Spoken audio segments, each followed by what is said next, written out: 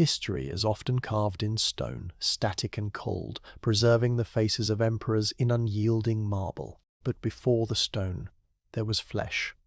Before the history, there was a man who felt the crushing weight of the world settle upon his shoulders. This is the story of a soul who never sought power, yet found himself at the helm of the greatest empire the earth had ever known, guided by a dream that his bones were made of ivory strong enough to bear the sky itself. The story begins not in the purple halls of power, but in the quietude of a boy's life. He was born Marcus Annius Verus, a child of immense privilege, his family's fortune flowing like the golden olive oil from their groves in Spain, fragrant and earthy. Yet, even as a child, he possessed a gravity that seemed older than his years.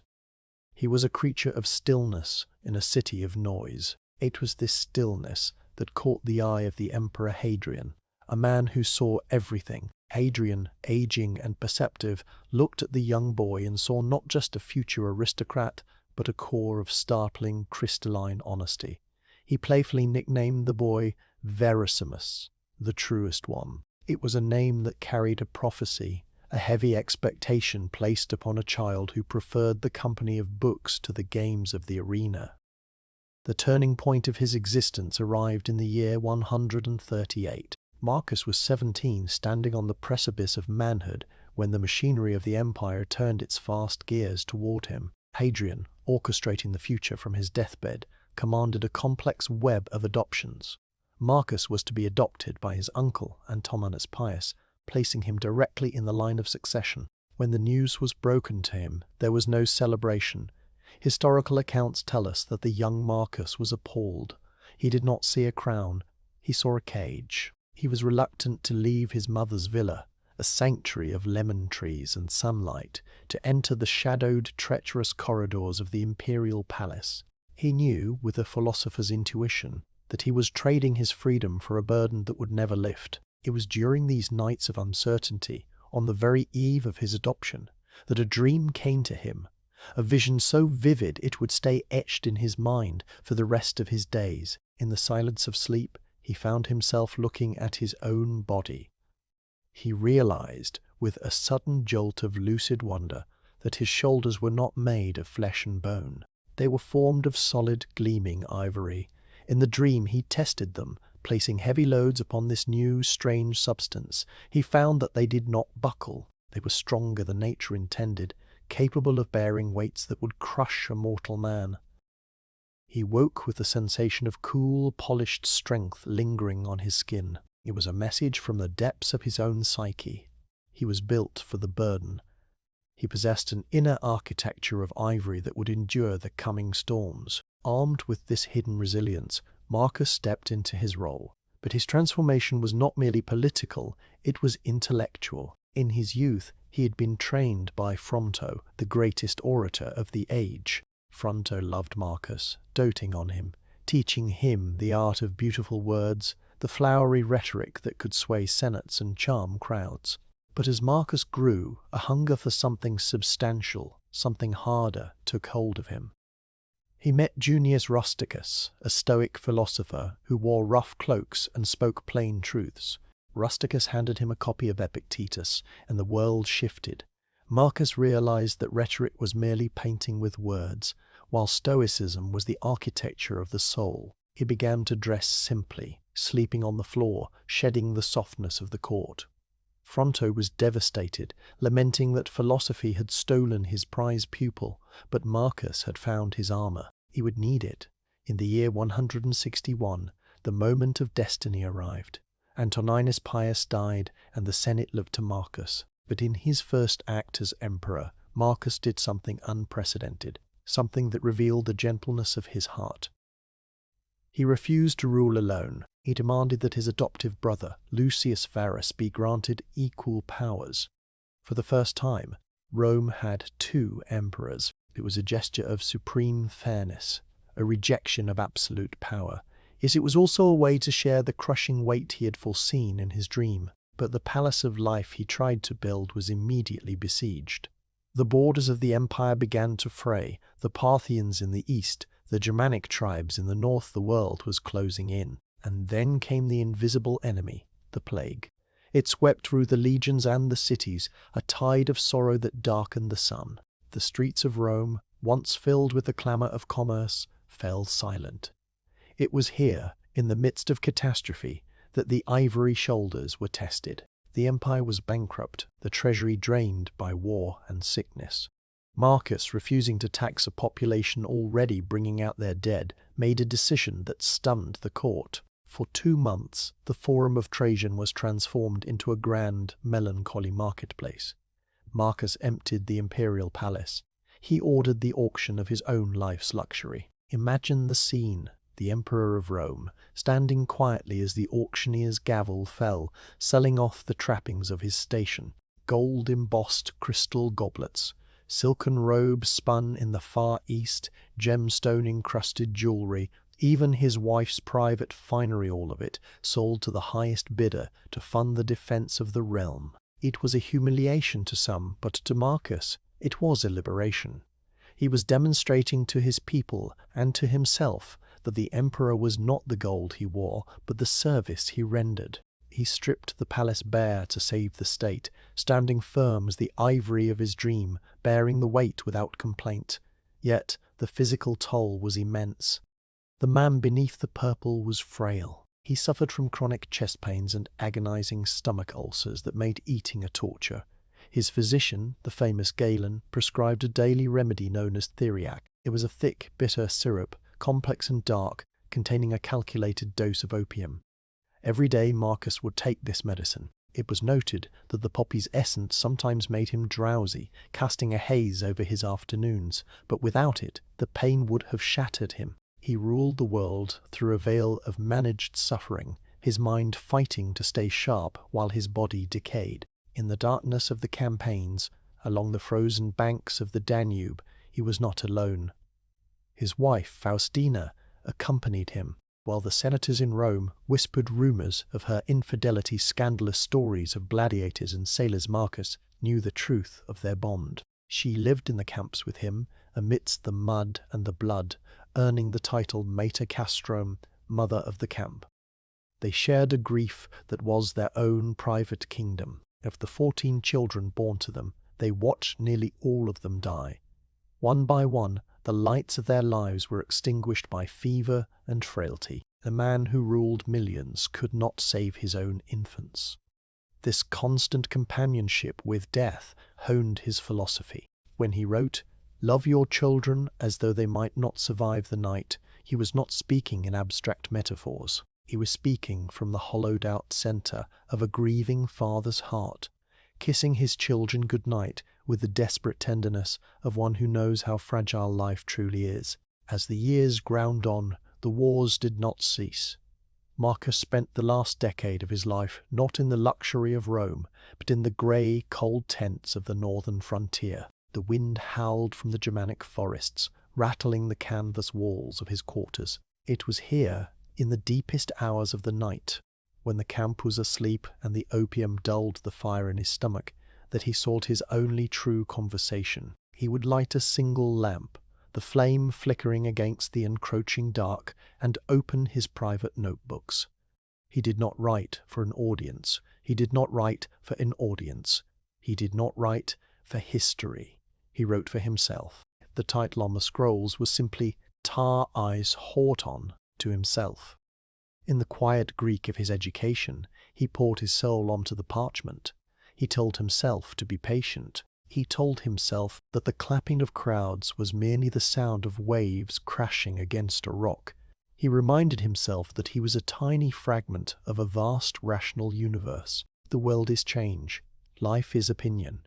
He was his own therapist, his own teacher, coaching his spirit to remain upright when everything around him was falling apart.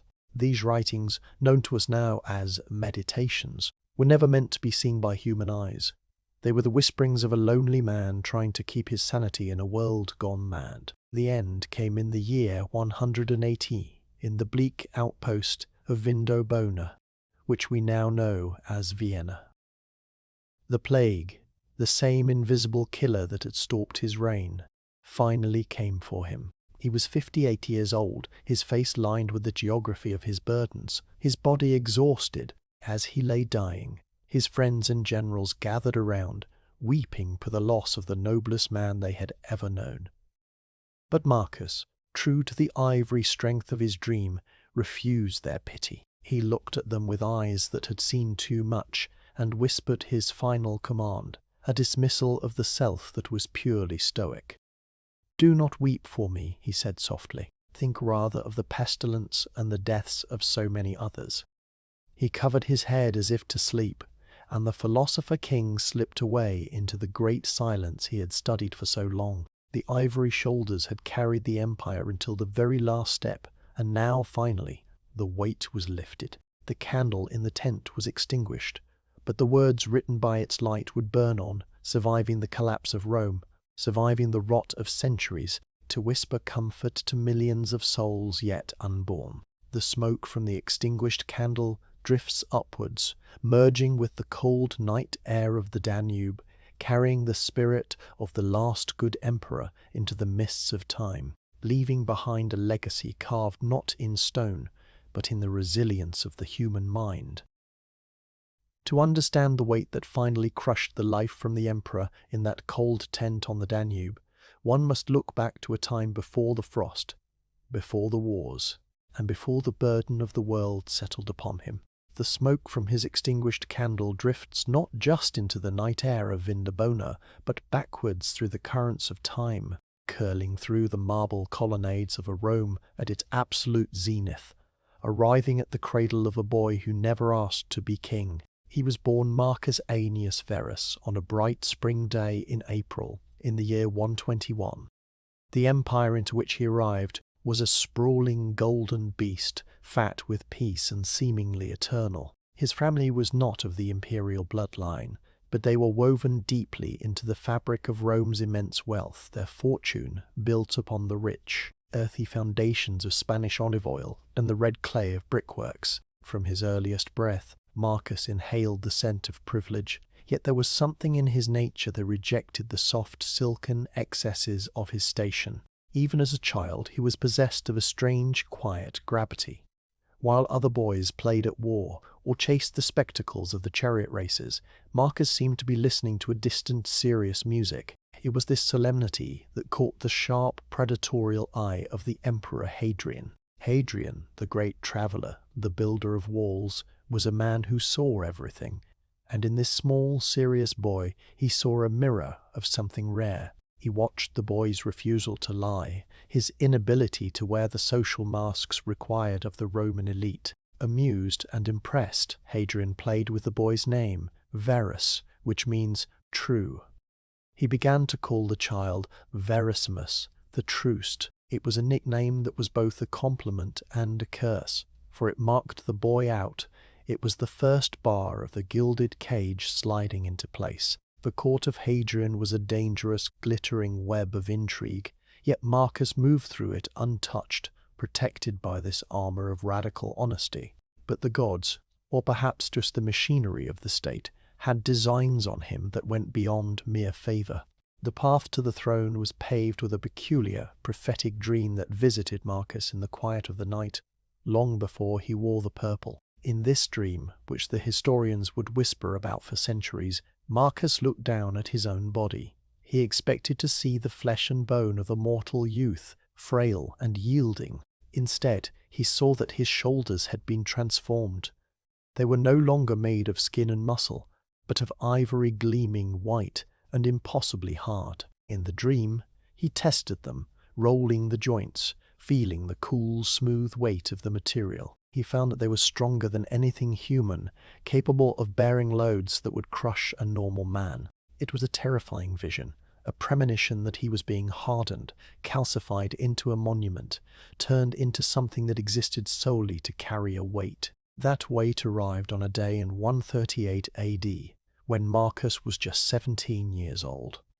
The Emperor Hadrian, nearing death and consumed by a wasting illness, orchestrated a complex succession plan. He adopted a senator named Antoninus Pius as his heir, but with a strict condition: Antoninus must, in turn, adopt Marcus. When the news was brought to him, Marcus did not rejoice. In the halls of power, men killed for a scrap of the influence that was now being handed to him on a platter. But Marcus was reportedly appalled. He understood, with the terrifying clarity of the Verusimus, exactly what this meant. He was being asked to leave his mother's villa, a place of gardens and sunlight, to enter the imperial palace, a place he later described as a stepmother, cold and demanding. He wept not with joy, but with a profound sinking grief. He saw the end of his freedom. He saw the ivory shoulders of his dream waiting for the yoke. He moved into the house of Tiberius, the imperial residence, and the door clicked shut behind him. The gilded cage was locked. For the next 2 decades, under the long peaceful reign of his adoptive father Antoninus, Marcus lived in the shadow of the throne, preparing for a role he dreaded. It was during these years of waiting that the true battle for his soul began, a battle fought not with swords, but with words. His education was entrusted to the greatest minds of the age. Foremost among them was Fronto, the master rhetorician, a man who believed the highest art of a ruler was the beauty of his speech. Fronto loved Marcus with a possessive, desperate affection. He taught the young prince to shape phrases like clay, to gild his thoughts with beautiful Latin, to charm the Senate and the people with flowery oratory. For a time, Marcus excelled. His letters to Fronto filled with the playful intellectual intimacy of a star pupil. But there was a hollowness in the rhetoric that Marcus could not ignore. He felt the sickness of the court, the despotic malice that seeped into the walls, and he knew that pretty words were not armor enough against the crushing reality of life. He needed something harder. He needed the ivory. He found it in the Stoic philosopher Junius Rusticus. Rusticus was the antithesis of Fronto. He was a man of rough cloaks and simple truths. He introduced Marcus to the writings of Epictetus, the former slave who taught that the only true possession is one's own mind. Under Rusticus's guidance, Marcus underwent a profound intellectual conversion.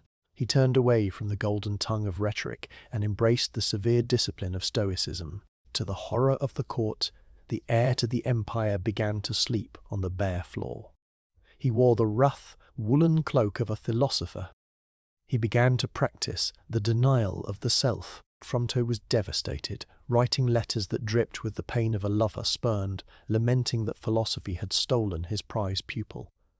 But Marcus had found his lifeline. He realized that if he was to survive the cage of the empire, he had to build an inner citadel that no one could breach. He learned to view the pomp of the court as merely purple sheep's wool, and the rich food as dead fish and birds. He was dismantling the illusions of his world to keep from being consumed by them. The years of waiting ended in 161 AD. Antoninus Pius, the gentle guardian of the empire, died in his sleep. The Senate moved immediately to confer the absolute power of the state upon Marcus. He was now the master of the known world. He possessed the power of life and death over millions, and in that moment of supreme authority, Marcus did something that had never been done in the history of Rome. He looked at the vast, lonely expanse of the throne, and he refused to sit in it alone. He demanded that his adoptive brother, Lucius Verus, a man often regarded as less serious, more given to pleasure and ease, be made his equal co-emperor. The Senate was baffled. Power in Rome was a zero-sum game. To share it was to diminish it. But Marcus was adamant. "I have a brother," he insisted. It was an act of startling humility, but also, perhaps, an act of desperation. The ivory shoulders could bear the weight, but the human heart beneath them craved company. He created the first dual rule in Roman history, binding Lucius to him, ensuring that he would not have to face the darkness entirely alone. Yet, even with a brother on the throne, the isolation of the position was absolute. Marcus found himself trapped in a paradox. He was a man who yearned for the quiet life of a scholar, who wished only to read his books and tend to his soul. Yet he was forced by duty to be the ultimate man of action. He was the philosopher who had to command legions, the gentle soul who had to order executions. This tension defined his existence. He wrote in his private notebooks, what we now call meditations, not as a king issuing decrees, but as a man trying to talk himself out of despair. He constantly reminded himself that life is a palace, implying that it was possible to live well even in the suffocating luxury of the court. But the struggle was daily. He battled a deep, pervasive imposter syndrome, feeling like an actor wearing a mask that didn't fit. The cage was not just political, it was physical. His body, never strong, began to rebel against the stress. He suffered from chronic chest pains, stomach ulcers, and a sleeplessness that haunted his nights. His physician, the renowned Galen, prescribed a daily tonic known as theriac, a dark, bitter paste that contained a small but potent dose of opium. Marcus took it every day. It dulled the pain in his chest, but it also cast a thin veil over his mind, a drowsiness that he fought with the sharp edge of his will. He was a man keeping himself alive and functional through sheer discipline and chemistry, holding the empire together while his own body slowly frayed. And there was grief, always grief. He had married Faustina, the daughter of Antoninus, a woman of sharp wit and immense strength. Together they brought 14 children into the world, and together they watched nearly all of them die. The gilded halls of the palace echoed with the small coughing of sick infants, followed by the terrible silence of the nursery. Only 4 or 5 survived to adulthood. This procession of tiny coffins shattered any illusion Marcus might have held about his power. He could command armies, he could level cities, but he could not save his own children from a fever. It drove the iron of Stoicism deeper into his soul. When he wrote, "Love your children as though they might not survive the night," it was not an abstract thought. It was a lesson learned in the dark, holding a cold hand. He became the crier. In a society that valued the stiff upper lip, the Stoic emperor was known to weep openly. He wept in court when hearing of the suffering of the poor. He wept for his dead tutors. He wept for the tragedy of the human condition. His stoicism was not a lack of emotion, it was the management of an ocean of feeling that threatened to drown him. As the years of peace under Antoninus faded into memory, the horizon began to darken. The borders of the empire, silent for so long, began to rumble. The gilded cage of the palace was about to be exchanged for the mud and blood of the frontier. The philosopher was about to be forced to pick up the sword. In the north, along the freezing waters of the Danube, the Germanic tribes were gathering. The Marcomanni, the Quadi, the Lazygas names that would become the drumbeat of his nightmares, were testing the resolve of Rome. The time of the philosopher king sitting in his library was over. The time of the warrior was beginning. Marcus looked at his ivory shoulders, tested the weight once more, and prepared to leave the city he loved for a war he hated. He gathered his legions, he gathered his notebooks, and he stepped out of the golden prison of Rome into the vast grey prison of the world. The transition was subtle, like the shifting of seasons, a cold wind blowing from the north that smelled of iron and coming rain. The peace was ending, and the long, slow collapse was about to begin. To understand the weight of the sword now resting in his hand, one must first understand the hand itself and the dreamer to whom it belonged. Before the mud of the Danube and the grey skies of Germania, there was only the sun-drenched silence of the olive groves. Long before the world knew him as the emperor who ruled the known earth, he was simply Marcus Annius Verus, a boy born into the quiet luxury of Spanish oil and brickworks, a fortune built from the earth and the kiln. He was a child of startling, almost unnerving honesty. In the sprawling, manicured gardens of the imperial capital, the Emperor Hadrian, a man of mercurial moods and immense power, would watch the boy with a keen, predator's eye. Hadrian saw something in the child that the boy did not yet see in himself, a core of iron, wrapped in the velvet of a gentle soul. The old emperor playfully nicknamed him Verissimus, the truest one, a title that felt less like a compliment and more like a prophecy. It was a heavy name for a small boy, a label that demanded a life of rigorous authenticity in a city built on masks and marble facades. It was in these early years, suspended between the innocence of youth and the encroaching shadow of destiny, that the dream came to him. It is recorded in the histories that on the very cusp of his manhood, Marcus fell into a deep, troubled sleep. In the dream, he found himself standing alone in a void, burden after burden being piled onto his backstones, crowns, the sorrows of strangers, the fate of armies. He felt his knees buckling, his human frame too fragile for the crushing weight. But then, looking down at his own body, he saw a transformation. His shoulders were no longer made of flesh and bone and blood. They had turned to ivory. They were smooth, cool, gleaming white, and preternaturally strong. The weight that should have crushed him simply rested there, borne by the ivory shoulders that could endure the unendurable. He woke with a gasp, the sensation of the heavy, cold ivory still lingering on his skin, a presage of the life that was rushing toward him. That life arrived not with the fanfare of joy, but with a quiet devastation. When he was 17, the command came. He was to be adopted by his uncle, Antoninus Pius, placing him directly in the line of succession. Most men would have rejoiced at the promise of the throne, the ultimate prize of the ancient world. Marcus reportedly wept. He was appalled, deeply saddened by the prospect of leaving his mother's villa, with its familiar comforts and private shadows, for the cold, exposed stage of the imperial palace. He viewed the palace not as a summit, but as a prison gilded in gold, a place where the soul was constantly under siege by flattery and intrigue.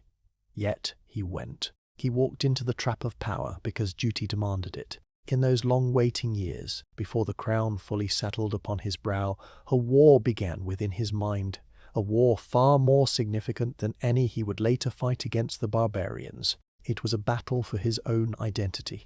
He had been trained by Fronto, the greatest orator of the age, a man who loved the beauty of words, the flourish of rhetoric, the art of saying things beautifully. Fronto adored Marcus, seeing in him a pupil who could turn a phrase like a gem in the light. But Marcus was drifting away from the beauty of words toward the hardness of truth. He fell under the sway of Junius Rusticus, a Stoic philosopher who wore a rough cloak and spoke in plain, unadorned sentences. Rusticus taught him that rhetoric was a distraction, that flowery speech was a vanity. He taught Marcus to sleep on the floor, to wear the coarse wool of the philosopher, to discipline the mind against the chaos of the world. Fronto was heartbroken, lamenting that philosophy had stolen his prize pupil. But Marcus had found his armor. He learned that life is more like wrestling than dancing, a stance of readiness against the sudden blow. When the moment finally came in 161 AD, and Antoninus Pius breathed his last, the Senate turned to Marcus. They offered him the supreme power, the singular rule of Rome. And for the first time in the history of the empire, the new Caesar said no. He refused to accept the laurel wreath unless it was shared. He demanded that his adoptive brother, Lucius Verus, a man of lighter spirit, fond of games and parties, the opposite of Marcus in every way, be named co-emperor. It was an unprecedented act. The Senate was baffled, but they acquiesced. 2 chairs were placed on the dais. 2 names were etched into the stone. The twin emperors. Perhaps Marcus, remembering the dream of the ivory shoulders, knew that the weight of the world was too vast for one man alone. Perhaps he hoped that by sharing the title, he could keep a part of himself hidden, safe in the shadows of philosophy, while Lucius played the part of the prince. But fate is rarely so kind. The era of the twin emperors was not a golden age of leisure, but the beginning of the great unraveling. The empire, which had slept in the warm sun of the Pax Romana for so long, awoke to a storm. First came the floods, turning the grain fields to swamps. Then came the famine. And then, riding on the heels of hunger, came the sickness. The Antonine plague swept through the legions and the cities like a scythe through dry wheat. Carts piled high with bodies rumbled over the cobblestones of Rome day and night. The smell of incense, burned to appease the gods and hide the scent of decay, hung thick in the air. In the midst of this horror, the true nature of the philosopher king was revealed. He was not the stone statue many imagined. He was a man who felt the sharp edge of grief with terrifying acuity. He and his wife, the devoted Faustina, watched as child after child was taken from them. Of their 14 children, death would claim nearly all before they reached adulthood. The halls of the palace echoed with the silence of the lost. Marcus, the man who wrote about the transience of life, who told himself to view death as a natural process like the falling of a rose petal, wept openly. He cried in court when the suffering of the poor was mentioned. He wept for his tutors. He wept for his children. He was a man stripping away his own defences, trying to find a way to endure the unendurable. Love them, he would write to himself in the quiet hours of the night, as though they might not survive the night. It was not a grim detachment, but a desperate, searing appreciation of the fragile moment. The wars in the north grew louder. The treasury, drained by plague and famine, was empty. The legions needed weapons, armour and pay. The advisers suggested raising taxes on the already suffering people, but Marcus refused. Instead, he did something that stunned the city. He ordered the doors of the imperial palace thrown open. In the Forum of Trajan, under the grey skies of a Rome in mourning, he held a sale. It was a garage sale of empire. For 2 months, the citizens watched as the private treasures of the Caesar were brought out into the light. Cups of crystal embossed with gold, silk robes woven in the distant east, emeralds and rubies that had adorned the necks of empresses, golden statues, and heirlooms of the dynasty were laid out on tables. Marcus stood there, watching the auctioneers sell his wife's finery, selling the trappings of his own majesty to buy grain for the soldiers and swords for the front. It was a profound act of dismantling. He was selling the illusion of the palace to save the reality of the state. He realized then that the purple robe was just sheep's wool dyed with shellfish blood, that the gold was just metal from the earth. He was lightening the load, stripping down to the essential, becoming the warrior philosopher who required nothing but his duty. When the sale was over and the legions were paid, he marched north. He left the comfort of Rome for the damp, freezing tents of the frontier. He took Faustina with him, bestowing upon her the title Mater Castrorum, Mother of the Camp. She lived with him amongst the mud and the soldiers, a testament to a loyalty that defied the vicious gossip of the capital. But the body of the emperor was failing. The stress of the collapsing world manifested in his chest and his stomach. He suffered from chronic ulcers and a sleeplessness that haunted him like a ghost. To survive the pain, to find a few hours of rest, he turned to his physician, the renowned Galen. Every day, Galen would prepare a spoon of theriac, a thick, bitter syrup laced with opium. It was this medicine that carried him through the long, freezing nights on the Danube. In the haze of the theriac, when the pain dulled to a distant throb and the camp grew quiet, Marcus would light a single candle. He would sit on a camp stool, wrapped in his rough cloak, and open a small notebook. He did not write for an audience. He did not write for history. He wrote for himself. The Greek letters scratched onto the parchment were a conversation between the man and his soul. To himself, he titled the collection. Outside, the wind howled across the Germanic plains, carrying the shouts of barbarians and the clatter of Roman armor. Inside the tent, the most powerful man in the world was trying to talk himself out of despair. He wrote to remind himself that the opinion of others did not matter. He wrote to remind himself that the pain in his chest was just a sensation, not a judgment. He wrote to steady his hand before the battle. He was a man standing on a cliff edge, watching the sun set on the golden age of Rome. The ivory shoulders were bearing the weight, but the cracks were beginning to show. The twin emperors were already separated by death, for Lucius would not survive the journey, leaving Marcus alone in the void.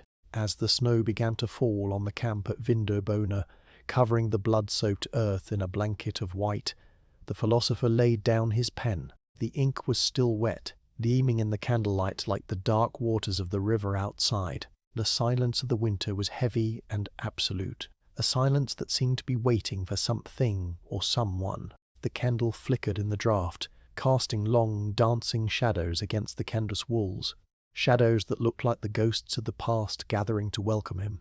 He closed the book, the leather cover soft under his calloused fingers, and looked toward the tent flap, where the first light of a grey dawn was beginning to bleed through. The night was over, but the long sleep was just beginning to descend.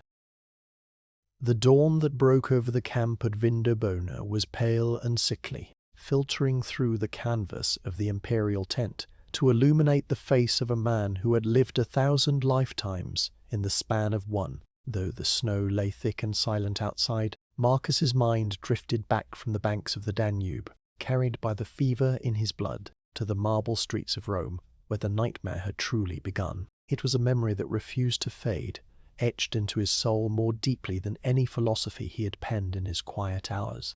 The tragedy had arrived not with the thunder of enemy hooves, but with the triumphant return of the legions from the east. They had marched home under banners of glory, carrying the spoils of victory over the Parthians. But in their blood they carried a conqueror far more ruthless than any human army. The great pestilence, as the historians would come to call it, did not announce itself with a declaration of war. It crept into the eternal city like a thief, invisible and insidious. At first it was a whisperer soldier, coughing in a tavern, a shopkeeper collapsing in the market, a child burning with a fever that no water could quench. But soon the whisper became a scream that echoed from the Palatine Hill to the crowded slums of the Subura. The Roman peace, the Pax Romana that Marcus had sworn to uphold, was shattered not by the sword, but by the microscopic. Marcus remembered the smell most of all. It was a thick, cloying scent that hung over the capital, a mixture of burning juniper lit on every street corner in a desperate attempt to purify the air, and the undeniable metallic tang of death. The carts, usually restricted to the night hours to keep the streets clear, now rumbled incessantly day and night. Their wooden wheels clattered over the cobblestones, piling high with the bodies of citizens who had, only days before, cheered the emperor's name. The scale of the devastation was something the Stoic mind struggled to process. 2,000 souls a day, the reports claimed, were ferried across the Styx, leaving behind a city of ghosts. It was in this crucible of sorrow that the philosopher king was truly forged. The easy path would have been to flee, to retreat to a villa on the coast where the sea breeze might blow the miasma away. Many of the wealthy did just that, packing their gold and their slaves and abandoning the city to its fate.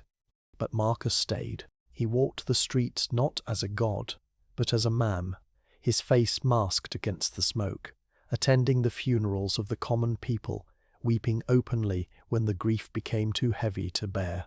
The court saw him not as the statue of Stoic reserve, but as the crier, the man who felt the pain of his empire as if it were his own physical wound. He knew this pain intimately. The pestilence did not respect rank or lineage. It slipped past the Praetorian guards and into the imperial nursery. Marcus and his beloved Faustina had been blessed with many children, a vibrant chaos of life within the palace walls, but the plague and the harshness of the era claimed them one by one. Of the 14 children born to them, the nursery grew quieter with each passing year, until only a handful remained. This was the dark soil from which his meditations grew. When he wrote, "Love your children as though they might not survive the night," it was not an abstract exercise in detachment. It was a desperate plea to cherish the fragile, fleeting warmth of a small hand in his own. As the pestilence raged, the empire began to buckle under the weight of economic collapse. The tax revenues dried up as the population dwindled, yet the northern borders were aflame. The Marcomanni and the Quadi, sensing the weakness of the Roman wolf, gathered like storm clouds on the horizon. The legions needed to be paid, the borders needed to be defended, but the treasury was empty. Marcus faced a choice that would have paralyzed a lesser man: raise taxes on a dying population, squeeze in the last copper from a people already broken by plague, or find another way. And so, the people of Rome witnessed a spectacle never before seen in the history of the Caesars. In the Forum of Trajan, under the shadow of the Great Column, the emperor held a garage sale. It lasted for 2 long months. The gates of the palace were thrown open, and the imperial household's treasures were dragged out into the sunlight. It was a solemn, almost holy divestment. Marcus watched as the auctioneers held up the golden goblets he had drunk from as a boy. He saw the crystal vases, embossed with gold, pass into the hands of merchants. He saw the silken robes of the imperial wardrobe, dyed in the deepest Tyrian purple, each ounce of dye worth more than gold sold to the highest bidder. Even Faustina, his mother of the camp, surrendered her private finery, her jewels and pearls placed upon the auction block without a murmur of complaint. There was no shame in this poverty. Marcus realized as he watched the items disappear, there was only the duty to serve. By stripping the palace bare, he funded the war for another season without adding to the burden of the plague-stricken farmer or the grieving widow. But the burdens of the mind and the heart took their toll on the body.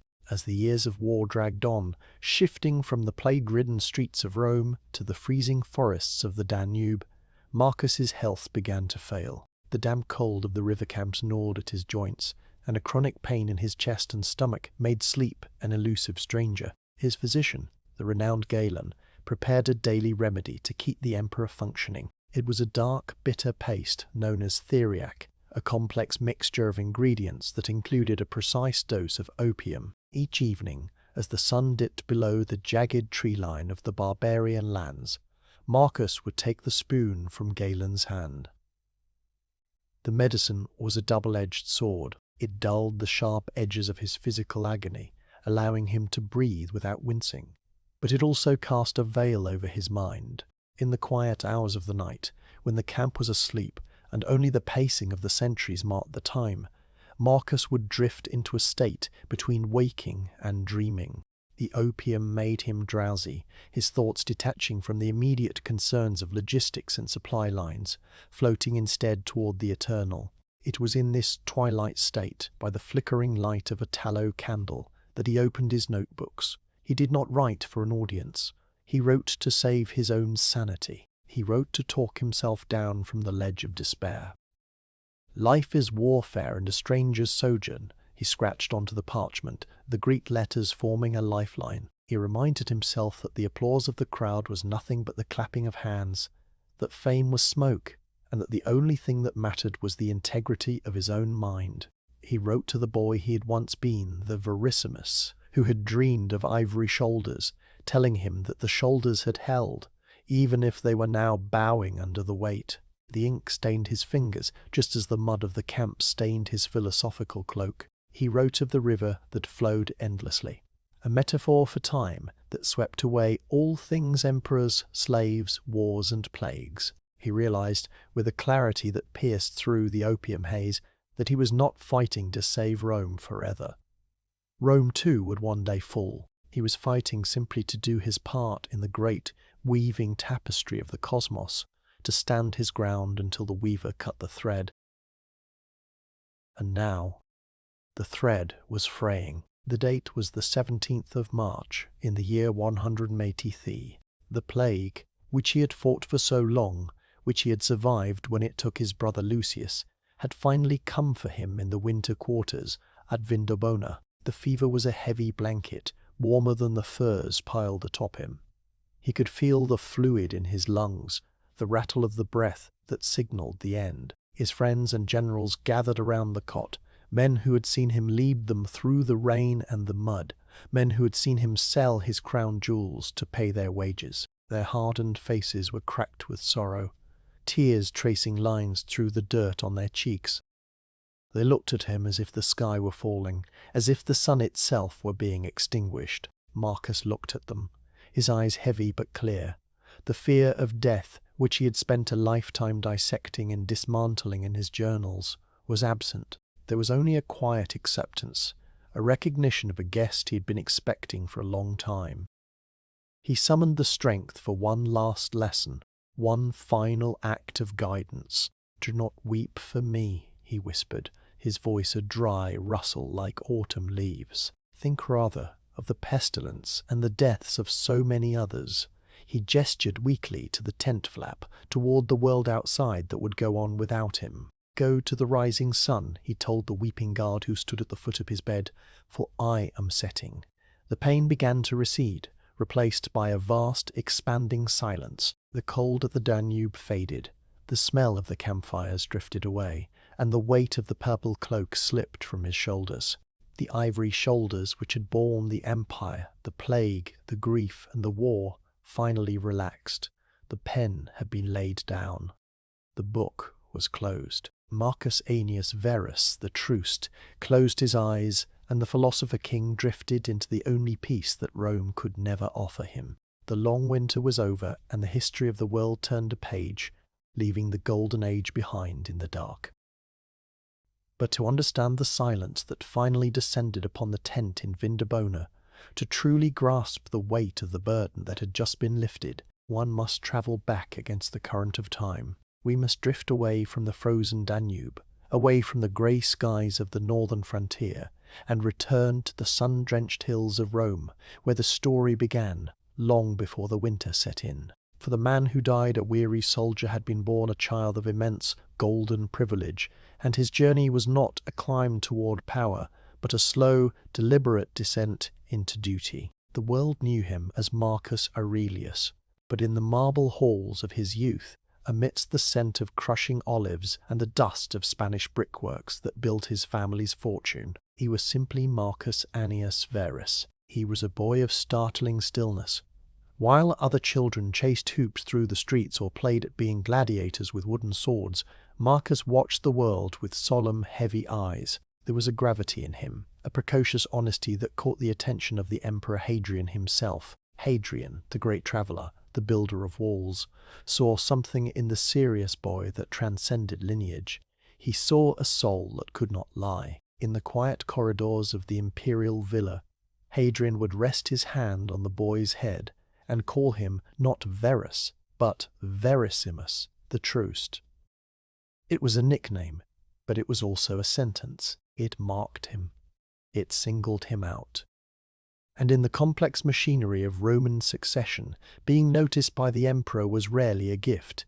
It was a destiny that consumed the recipient whole. The first weight was placed upon him in the year 138. Marcus was 17, standing on the precipice of manhood, when the news arrived that changed the trajectory of the world. He was to be adopted. He was to be groomed for the purple. The histories tell us that when he heard the news, he did not rejoice.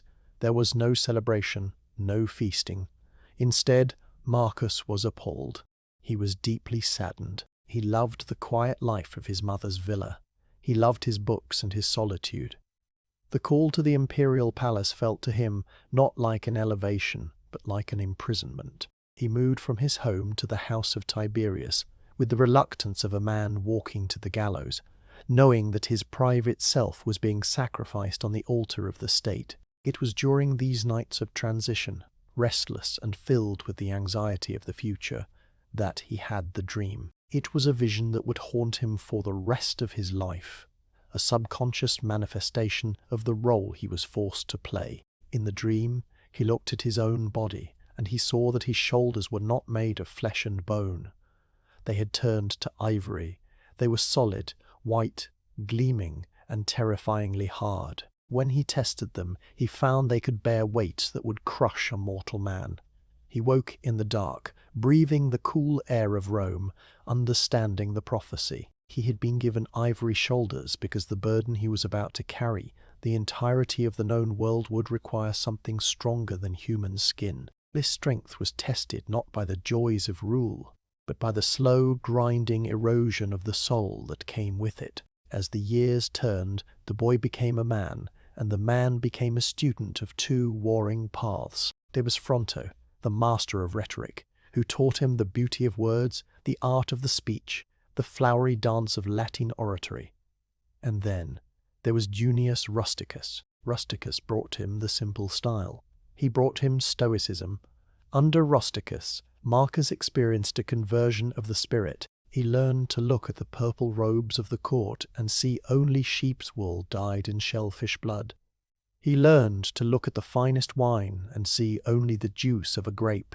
He turned away from the soft, perfumed life of the prince and donned the rough cloak of the philosopher, sleeping on the floor, training his body to endure want. Fronto, his old rhetoric teacher, was devastated, lamenting that philosophy had stolen his prized pupil. But Marcus had found the armor he needed. He was preparing for the ivory shoulders to take the load, and the load came. It came not as glory, but as crisis. By the time Marcus ascended to the throne, the Golden Age was fracturing. The Parthians attacked in the east. The Germanic tribes swarmed across the Danube in the north. And then the plague arrived, carried in the veins of returning soldiers, turning the streets of Rome into a charnel house. It is here, in the year 169, that we see the true measure of the man, in a scene that stands as one of the most singular and hypnotic moments in imperial history. The treasury was empty. The wars in the north demanded gold to pay the legions, but the plague had decimated the tax base. The people were dying and the economy was collapsing. A lesser king would have squeezed the populace, demanding what little they had left. A tyrant would have confiscated property. Marcus Aurelius held an auction. Imagine the Forum of Trajan, under the high, bright sun of a Roman autumn. The air is thick with dust and the murmur of thousands. It is not a military parade nor a triumph. It is a garage sale of the highest order, a dismantling of imperial vanity for the sake of survival. For 2 months, the Emperor of Rome sat in the Forum, overseeing the sale of his own possessions. The scene is vivid, almost dreamlike in its peculiar humility. Tables are piled high with the accumulated treasures of the Palatine. Here are the silken robes of his wife, the Empress Faustina, woven with gold thread and dyed in the deepest Tyrian purple, lifted up by auctioneers for the bidding of wealthy merchants. Here are the crystal goblets, embossed with gold, catching the light and casting fractured rainbows across the dusty stones. Here are the gemstones, the pearls, the agate cups, the heirlooms of Hadrian and Antoninus Pius. Marcus sits there, perhaps wincing slightly from the chronic pain in his chest and stomach, the ulcers that plagued him. Like he had taken his daily dose of theriac that morning, the thick, bitter medicinal paste containing a measure of opium prescribed by his physician Galen. The medicine dulled the sharp edges of his physical agony, lending a certain detached calm to his demeanor, a glazing of the eyes that might have looked like serenity but was merely managed suffering. He watches as the symbols of his power are sold off, one by one. A golden statue goes to a senator. A set of silver plates goes to a freedman who made a fortune in shipping. The emperor does not look away. He does not weep for the loss of luxury. To him, these things are indifferent. They are tools. If the crystal goblet can pay for a cohort of soldiers on the northern border, then the goblet has finally found its true purpose. If the silk robe can buy grain for the starving city, then the silk is more beautiful in the hands of the buyer than it ever was on the back of the empress. There is a hypnotic rhythm to the auction, the drone of the criers, the exchange of coin, the slow emptying of the palace. Day after day, the philosopher king strips his life bare.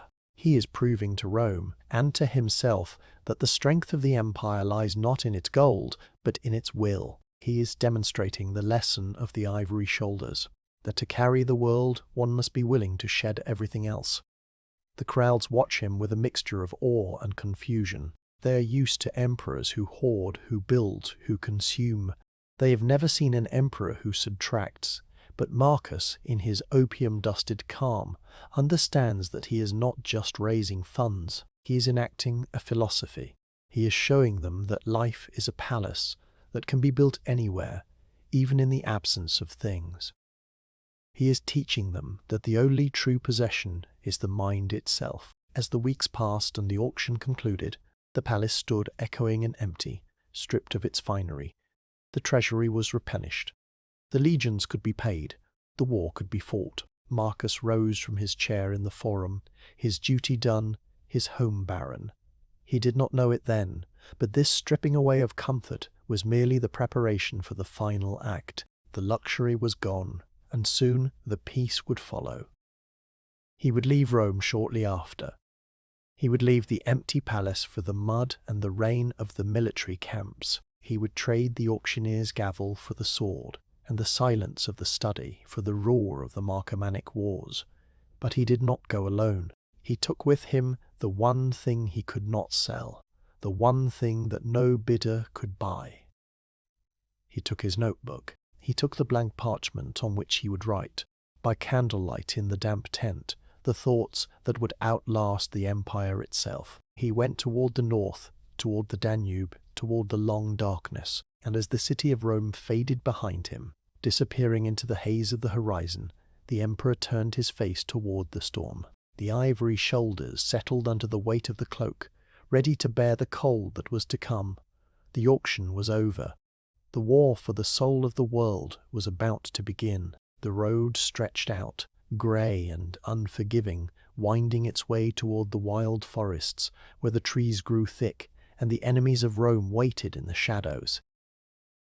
The transition from the marble grandeur of Rome to the wild, windswept frontier of the Danube was not merely a journey across miles, but a passage across eras. As the imperial entourage moved northward, the manicured roads of the Italian heartland gave way to the rutted, muddy tracks of the provinces, and the warm, golden light of the Mediterranean faded into the steel-grey overcast of the Germanic borderlands. Here the air tasted different sharp with the scent of pine resin, wood smoke, and the metallic tang of impending snow. The world felt older, wilder, and indifferent to the titles of men. When the camp was finally established near Carnuntum, the silence of the wilderness was broken only by the rhythmic strike of hammers on iron tent pegs and the low, murmuring ambition of 50,000 legionaries preparing for war. But for the man at the center of this vast martial machine, the true battle was not to be found in the clash of swords or the flight of arrows. The true battle waited for him in the quiet of his own tent, in the solitary hours between midnight and dawn. Marcus Aurelius, the master of the known world, pushed aside the heavy leather flap of his quarters and stepped out of the biting wind into the stillness of his sanctuary. It was a modest space for an emperor, devoid of the intricate mosaics and soaring columns of the Palatine Hill. The floor was covered in rough wool rugs to dampen the chill rising from the frozen earth, and the furniture was simple, functional, designed for transport rather than luxury. In the center of the room stood a folding wooden table, and upon it rested a single oil lamp, its clay blackened by long nights of use. He moved toward it with a slow, deliberate gait, his body aching from the long days of travel. He was not a natural soldier. His frame was slight, his chest prone to weakness, his stomach a constant source of burning discomfort. He sat heavily in the chair, the wood groaning softly under his weight, and struck a flint to light the wick. The flame sputtered, then caught, casting a warm, trembling sphere of amber light that pushed back the encroaching shadows of the tent.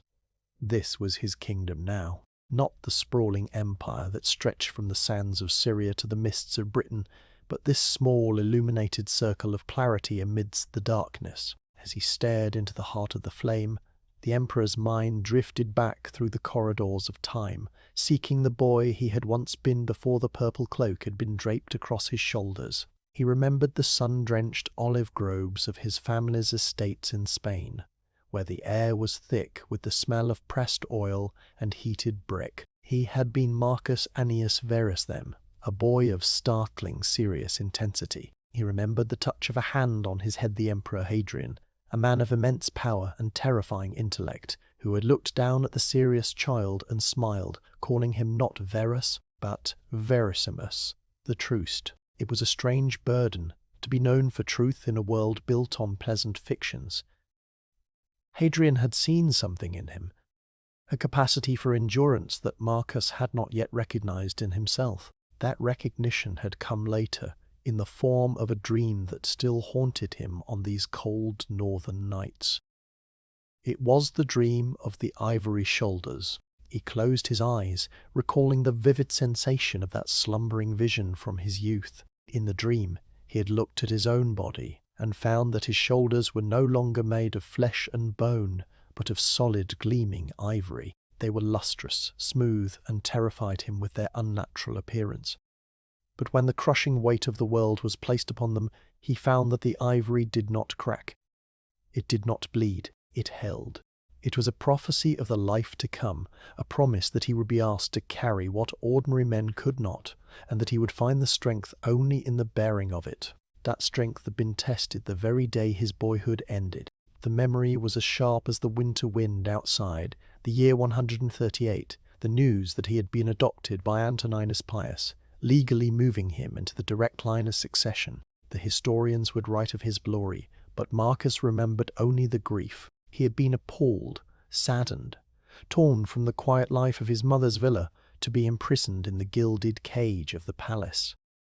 He had wept then, not for joy, but for the loss of his freedom. He knew, with the prescience of a philosopher, that the crown was not a prize, but a sentence of life imprisonment. Yet he had not walked into that prison alone. In an act of unprecedented humility that baffled the Senate and the people, Marcus had insisted that his adoptive brother, Lucius Verus, ascend with him. He had created the first dual rule in the history of Rome, refusing to hold absolute power alone. Perhaps it was an act of brotherly love, or perhaps it was simply the desperate need of a man who knew the burden was too heavy for one set of shoulders, even shoulders made of ivory. But Lucius was gone now, lost to the stroke of apoplexy, leaving Marcus once again solitary in the spotlight of history. The wind howled outside, slapping the canvas of the tent like a restless spirit. Marcus shivered, pulling his rough philosopher's cloak tighter around him. This cloak, too, was a choicer symbol of the great divorce that had occurred in his soul years ago. He looked at the scrolls resting on the table. There had been a time when he sought to master the art of rhetoric, trained by the great Fronto, the master of words who believed that a well-turned phrase could conquer the world. Fronto had loved him, doted on him, and dreamed of Marcus as the greatest orator of the age. But the realities of power, the brutal truths of plague and war, had made flowery speeches taste like ash in Marcus's mouth. He had turned away from the beauty of words to the hardness of truth. He had found Junius Rusticus, the Stoic, who taught him that the only true fortress is the mind. Rusticus had handed him the courses of Epictetus and told him to trade his silk for wool, his vanity for discipline. Fronto had been devastated, claiming philosophy had stolen his prize pupil, but Marcus knew that philosophy had saved his life. Without the armour of Stoicism, the despotic malice of the court and the infinite sorrows of the world would have crushed him long ago. Pain flared in his chest, a sharp reminder of his mortal limits. His stomach churned, the chronic ulcers awakening in the damp cold. With a trembling hand, Marcus reached for a small jar on the table and a silver spoon. The substance inside was dark, thick, and bitter theriac. It was a complex medicine prescribed by his physician, the renowned Galen, containing dozens of ingredients, including a measured dose of opium. He swallowed the mixture, the bitterness coating his tongue. He did not take it for pleasure, he took it to survive. Slowly, the sharp edges of the pain began to dull, replaced by a heavy, drowsy warmth that spread through his limbs. The theriac quieted the body so the mind could work. It was a necessary truce with his own frailty. In this quiet lull, the ghosts came to visit. They were small ghosts, the size of children. Marcus and his wife, Faustina, had been blessed with fertility, but cursed with mortality. They had brought 14 children into the world, and he had watched the funeral pyres of nearly all of them. Each loss had chipped away a piece of his heart, leaving a hollow space that echoed with silence. He was not the stone man the statues depicted. He was the man who had wept openly in court when hearing of the plague's victims, the man who cried when his tutors died. He felt the grief, acutely, a physical weight that sat upon the ivory shoulders. "Love them," he whispered to the empty room, reciting the lesson he forced himself to learn. Love them as though they might not survive the night. He thought of Faustina, sleeping in a tent nearby. She was here with him, in the mud and the danger. The soldiers called her Mater Castrorum, the mother of the camp. The gossips in Rome whispered terrible lies about her stories of gladiators and infidelity. But Marcus knew the truth of her loyalty. She was the one constant in the swirling chaos, the anchor that held him to his humanity. Her presence here on the edge of the barbarian world was a testament to a bond that required no public defense. The opium haze settled. not clouding his mind, but sharpening his focus on the essential. The world outside the wars, the politics, the fading applause of the crowds seemed to recede. What remained was the man and the page. He opened the notebook. It was a collection of loose papyrus sheets, bound together with leather thongs. The pages were already filled with dense, cramped handwriting, not in the Latin of the court, but in Greek, the language of philosophy, the language of his inner citadel. He did not write for an audience. He did not write to be remembered. He wrote to keep himself awake while the rest of the world slept. He wrote to talk himself down from the ledge of despair, to remind himself that the opinion of others was smoke, that the past was dead, and that the future was uncertain. He dipped the reed pen into the inkwell. The scratch of the nib against the parchment was the only sound in the tent. To himself, he thought. He watched the ink glisten in the candlelight, wet and black like the Danube at night.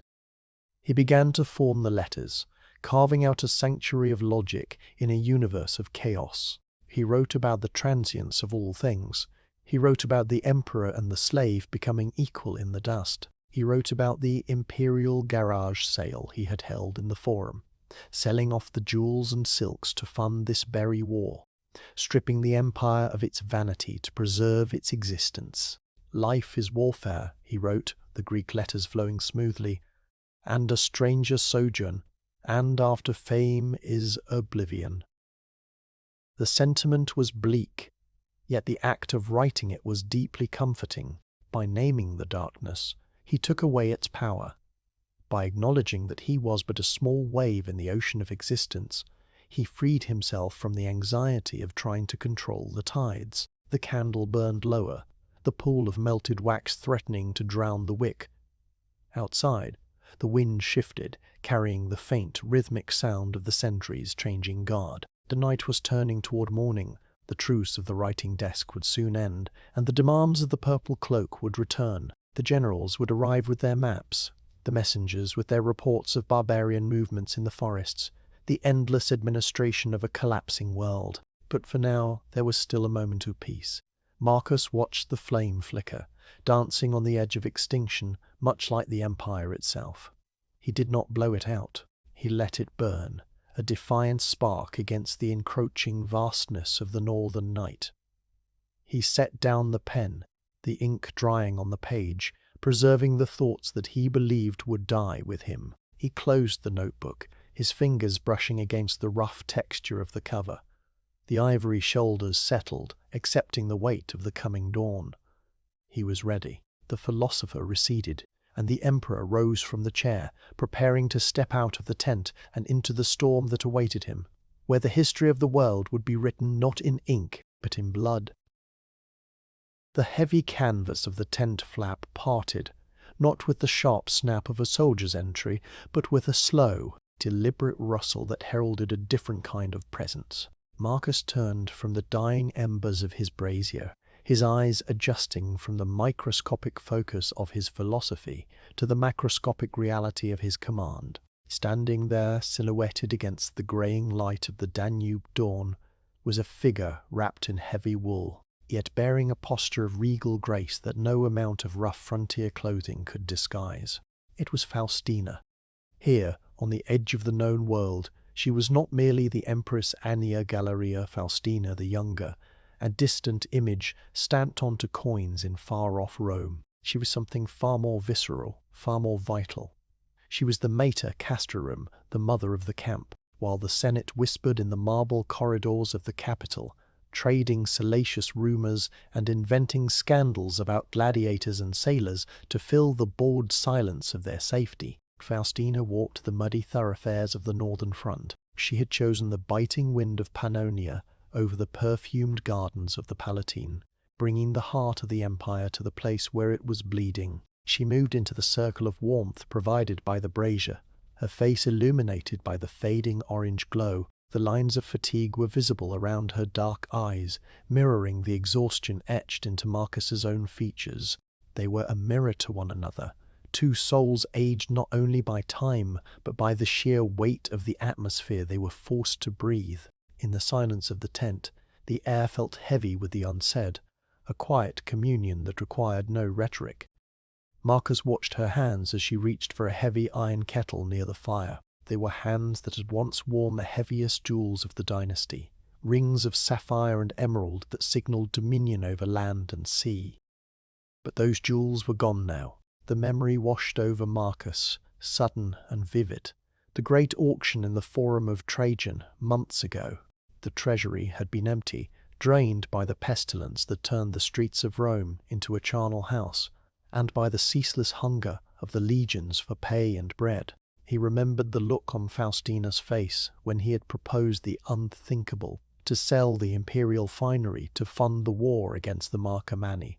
She had not wept, she had not argued, she had simply opened her cedar chests and laid out the silks, the gold-embruced crystal, the pearls harvested from the Red Sea, and her own private treasures. For 2 months, the emperor and empress had held a garage sale of the world's most enviable luxuries, watching as the symbols of their power were carried away by wealthy merchants, converted into coin to buy grain for the starving and steel for the defending. Now, in the draughty tent, wearing simple wool that smelled of wood smoke and damp earth, she seemed more regal to him than she ever had in the purple silk. She had stripped away the ornamentation of her station to reveal the iron resolve beneath.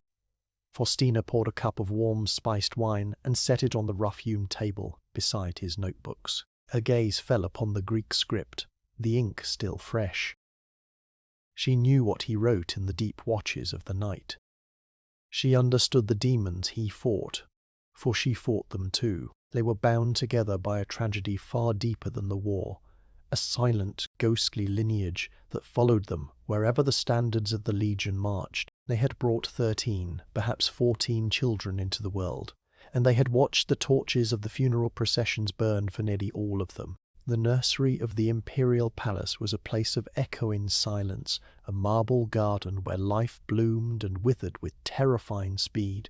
Only 4 or 5 remained. The grief was a constant, low-frequency hum in the background of their lives, a vibration that never truly ceased. It was this sorrow that Marcus distilled into his philosophy, the relentless reminder that life is smoke, that the present moment is all one possesses. When he wrote that one must love their children as though they might not survive the night, he was not engaging in abstract theoretical exercise. He was armoring his heart against a pain he knew too well. Faustina reached out, her fingers brushing the back of his hand. Her touch was cool, grounding him. She did not speak of the dead. She spoke to the living. She saw the pallor of his skin, the way he pressed a hand absently against his chest, where the pain often flared. The damp air of the Danube aggravated his condition, a chronic weakness of the chest and stomach that left him breathless and fragile. He was the most powerful man on earth, yet his own body was a rebellious province he could not conquer. From a small leather satchel at her belt, she produced a silver spoon and a small jar of ceramic sealed with wax. It was the theriac. The physician Galen had prepared it himself, a dark, viscous treacle composed of dozens of ingredients, snake flesh, spices, herbs, and the essential tears of the poppy. It was the only thing that dulled the gnawing fire in his stomach and the sharp stab in his chest, allowing him to sleep, or at least to endure the waking hours without collapsing. Marcus opened his mouth obediently, like a child, as she administered the dose. The taste was bitter, earthy, and complex, toting his tongue with the flavor of medicine and ancient earth. He swallowed, feeling the warmth of the compound slide down his throat. In a few moments the opium would begin its work, softening the harsh edges of the world, distancing the pain, wrapping his frayed nerves in a layer of cotton. It made him drowsy, yes, and sometimes his thoughts drifted like leaves on a slow river, but it was a necessary compromise. The empire needed a mind that could function, not a body racked by agony. "The legates are gathering," Faustina said, her voice low and textured with the morning hoarseness. "Pompeianus is anxious about the crossing. The river has risen." Marcus nodded, the riac beginning to settle the tremor in his hands. "The river always rises before we ask it to yield. It is the nature of nature to oppose us.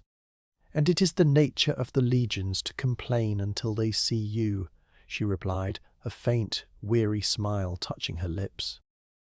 "They need to see you, Marcus, not the philosopher, the imperator." She stood then, moving to the wooden stand where his armor hung. It was not the ceremonial gold armor of a triumph, but the battered, practical gear of active service. She lifted the heavy leather cuirass, reinforced with iron scales, and held it open for him. It was a ritual they performed often, a silent investiture where the wife dressed the husband for the slaughter. As Marcus stood and allowed her to buckle the straps, he felt the transformation take hold. The weight of the armor pressed down on his shoulders, the ivory shoulders of his dream confining him, protecting him, trapping him. She tightened the cinches with practiced efficiency, her hands strong and sure. She had learned the mechanics of war just as she had learned the mechanics of the court. She knew which buckles chafed, which straps needed to be double tied against the dampness that loosened leather. Outside, the camp was fully awake. The rhythmic tramping of hobnailed boots on frozen mud began to vibrate through the soles of his feet. The shouts of centurions, the clatter of cooking pots, the ringing of hammers on anvils repairing the night's damage, it all merged into a singular, colossal organism of sound. This was the beastie road, the machine of Rome that required constant fuel and constant direction. Faustina picked up the purple cloak, the paludamentum, heavy with moisture, and draped it over his armor.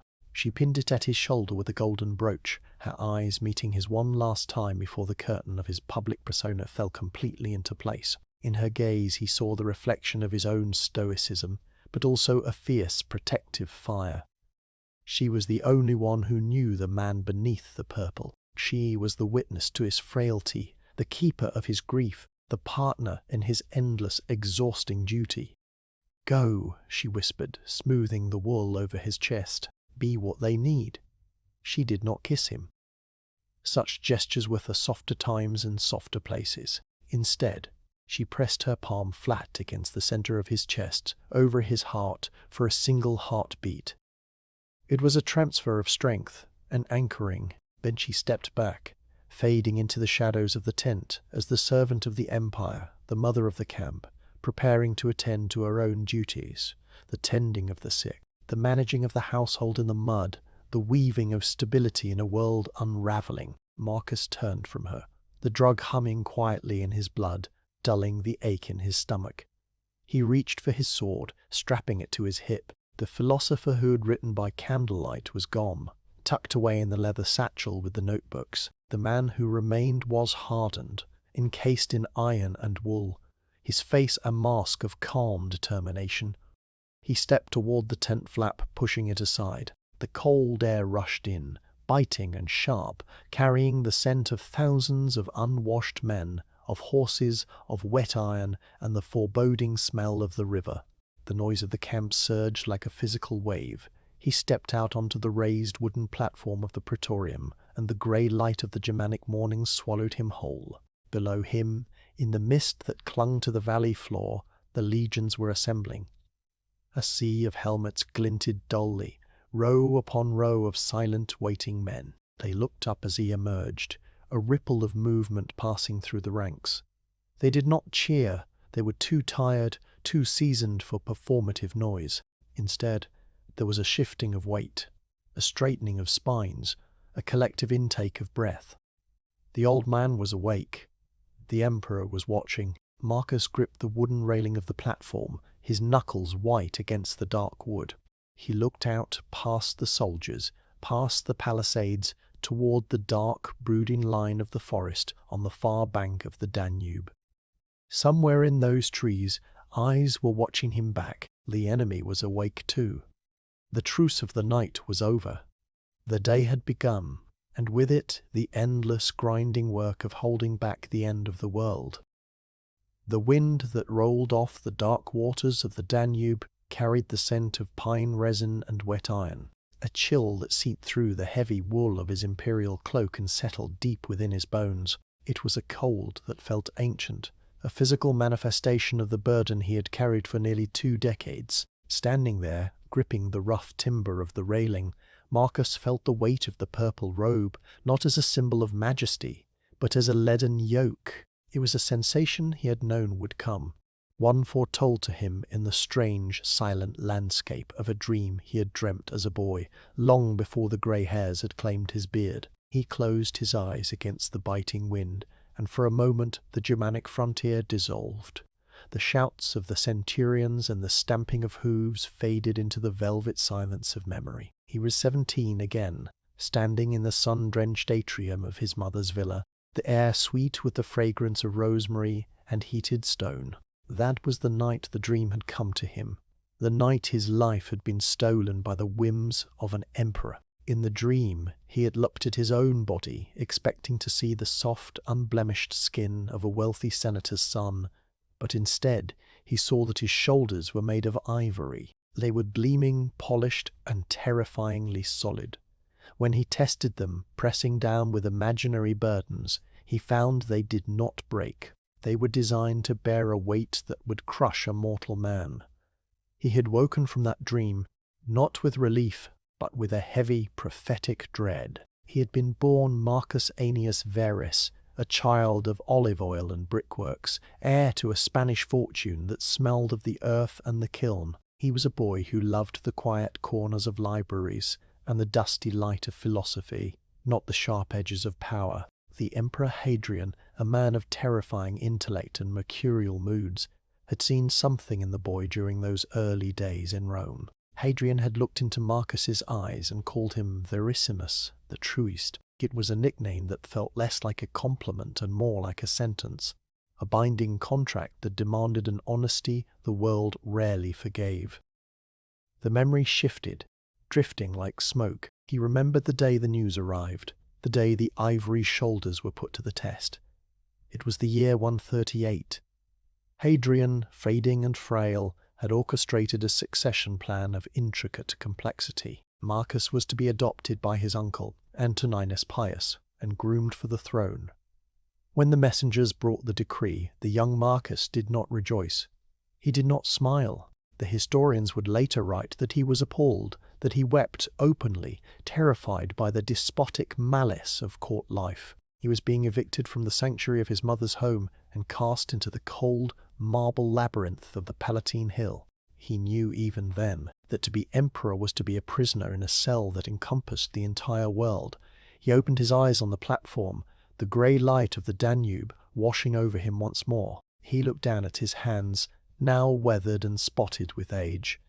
They were the hands of a man who had tried to share the weight. When the crown finally came to him in 161, he had done the unthinkable. He had refused to rule alone. He had reached out and pulled his adoptive brother, Lucius Verus, up onto the throne beside him, creating a dual rule, a partition of the burden. It was an act of desperate fraternity, a hope that two pairs of shoulders might better sustain the collapsing sky than one. But Lucius was gone now, claimed by the stroke of apoplexy, leaving Marcus once again in the solitude of the summit.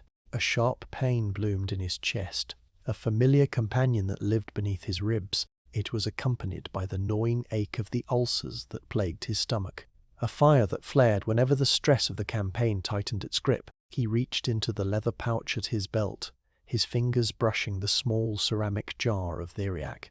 Galen, his physician, prepared the dark paste daily, lacing it with a precise measure of opium. It was the only thing that dulled the razor's edge of his physical agony, the only mercy that allowed him to sleep amidst the cacophony of war. He took a small amount, the bitter taste coating his tongue, waiting for the poppy to spread its warm, numbing haze through his nervous system. The drug did not cloud his mind so much as detach it, allowing him to observe his own life from a distance. It softened the sharp edges of his grief, and there was so much grief to soften. The legions below him saw a stoic mask, a face carved from granite, but inside, Marcus was a landscape of scars. He thought of Faustina, his wife, the woman the soldiers called Mater Castrorum, mother of the camp. She had followed him into this northern hell, bringing warmth to the frozen edges of the empire. She was his anchor, despite the whispers of the court, despite the venomous rumors of infidelity that coiled through the gossip of Rome like vipers. He loved her with a fierce, quiet desperation, and he thought of the children. They were the ghosts that walked the corridors of his mind. 13 children born of their union, and he had buried so many of them. He had watched the fever take them, watched the small lights in their eyes extinguish one by one, leaving behind a silence that was louder than any battlefield. He remembered the small coffins, the smell of incense trying to mask the scent of death. He was the most powerful man on earth, commander of legions, master of the Mediterranean. Yet he could not command the fever to break. He could not order death to retreat. This was the source of his tears. The court knew him as the crier, the emperor who wept in the Senate when an attorney spoke of the plague's victims, who cried at the death of his old tutors. He had learned painfully that Stoicism was not the absence of emotion, but the navigation of it. It was the ability to stand in the river of grief and not be swept away, to feel the cold water rise to one's neck and still attend to the duties of the state. The drug began to take hold, a subtle loosening of the tension in his neck. His mind drifted back to Rome, to the Forum of Trajan, and the desperate months before he had ridden north. The treasury had been empty, drained by the plague and the endless wars. The people were starving, and he could not bring himself to tax them further. And so the emperor had become a merchant. The memory was vivid, bathed in the sharp golden light of the Italian afternoon. He saw the tables set up in the great square, piled high with the treasures of the imperial household. For 2 months, the auctioneers had shouted over the crowds, selling off the legacy of the Caesars to fund the defense of the realm. Marcus had watched as the silken robes of his wife, dyed with the priceless purple of Tyre, were held up for bidding. He saw the crystal goblets, embossed with gold, pass into the hands of wealthy merchants. The crown jewels, the intricate statues, the accumulated luxury of generations, all of it sold piece by piece to buy grain for the legions and steel for the front. He had stripped his own palace bare. It was a profound act of divestment, a physical manifestation of the philosophy he struggled to live by. Life is a palace, he told himself, but the furniture is borrowed. He had sold the trappings of power to preserve the substance of it. There was a strange liberation in seeing the gold cups disappear, in realizing that the emperor remained the emperor even when eating from a wooden bowl. The mist in the valley began to lift, revealing the dark, churning water of the river.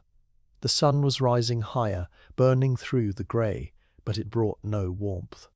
The day's work awaited. There were dispatches to read, judgments to render, strategies to approve. The Germanic tribes were massing in the forests, a tide of humanity driven by hunger and displacement, pushing against the shield wall of Rome.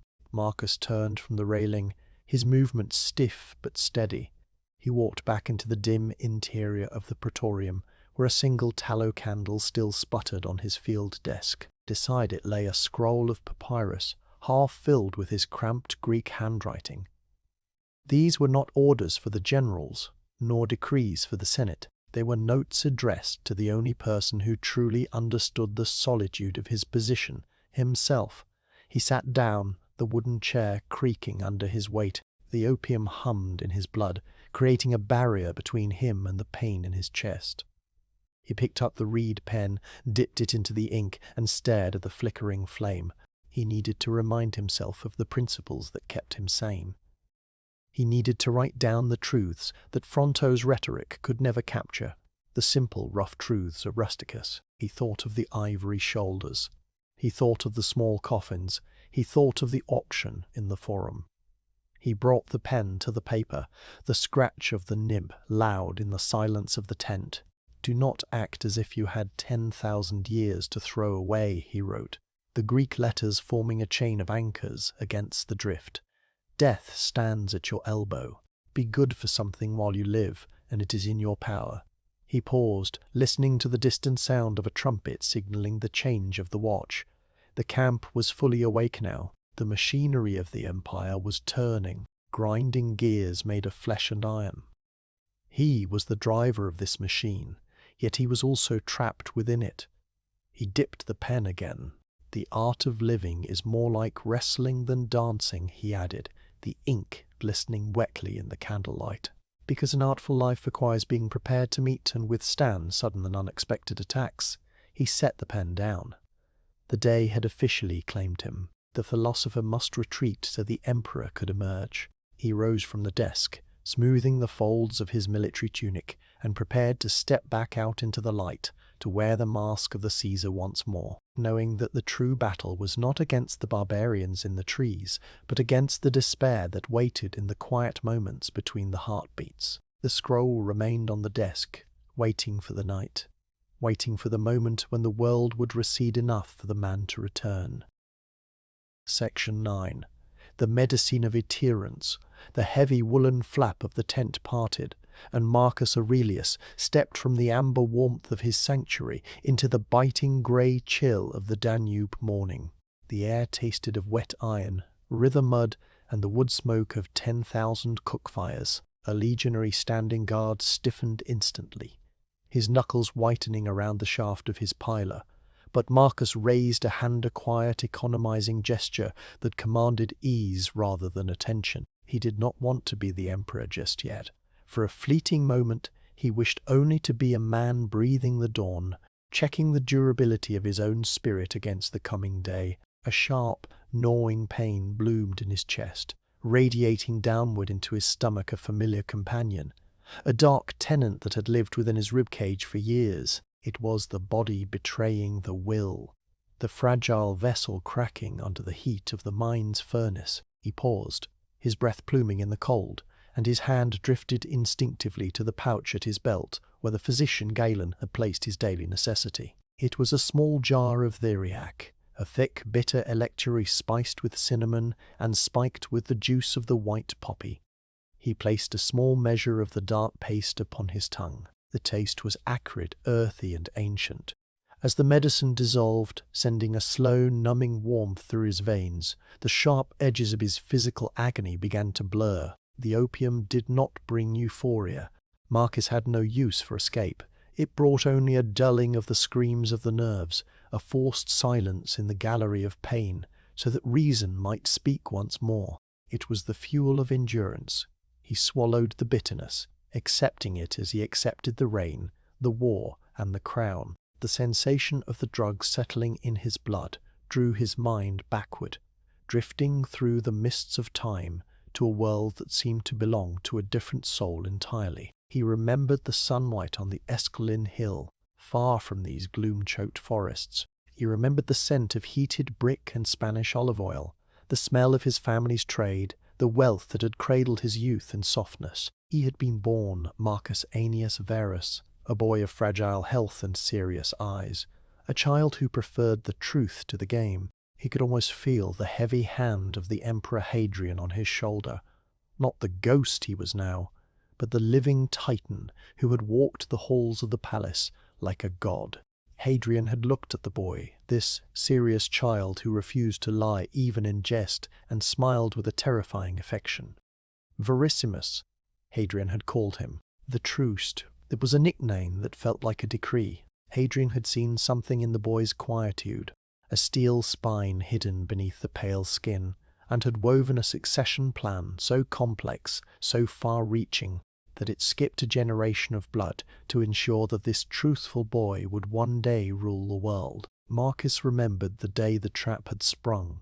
He was 18, living in the gentle luxury of his mother's villa, when the news came that he had been adopted by Antoninus Pius, the heir apparent. It was the death of his private life.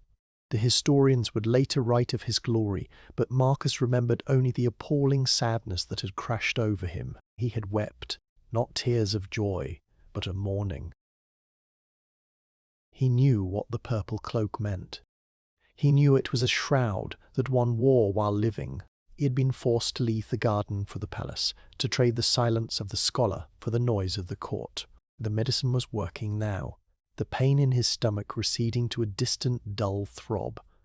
He rolled his shoulders, testing them against the cold. The movement triggered a memory of a dream he had dreamt on the very night of his adoption, a vision that had haunted him for 40 years. In the dream, he had looked at his own body and seen that his shoulders were not made of flesh and bone, but of ivory.